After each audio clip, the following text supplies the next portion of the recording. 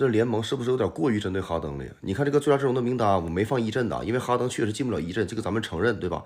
但是登哥今年这个表现，场均22.8分，5.8个篮板，8.7次助攻，率领赛季初那样一支残破不堪的快船，最终以西部第5的身份杀进季后赛，连个3阵的名额都混不到吗？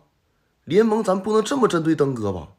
你这么干的话，你不光伤的是哈登的心，你伤的是球迷的心呐，太不公平了吧？哪有这么玩的呀？